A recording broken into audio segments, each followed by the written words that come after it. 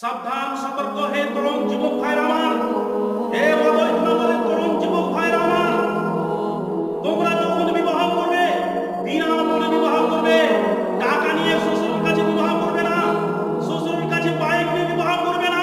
তুমি সত্যিকারী যদি তুমি মুসলমান হয়ে থাকো তাহলে তুমি বিনা মনে বিবাহ করবে। কারণ পুরো মুসলমান, যারা প্রকৃত মুসলমান হবে তারা কোনোদিন বিয়েতে টাকা নিতে পারে না, গাড়ি নিতে পারে না। যার মধ্যে মুসলমানের রক্ত মাংস থাকবে সে মুসলমানের বাচ্চা কোনোদিন বোন নিয়ে বিবাহ করতে পারে না। যারা বিবাহ করে থাকে বোন নিয়ে, এরা মুসলিম নামে কলঙ্ক, মুসলিম জাতি নামে কলঙ্ক।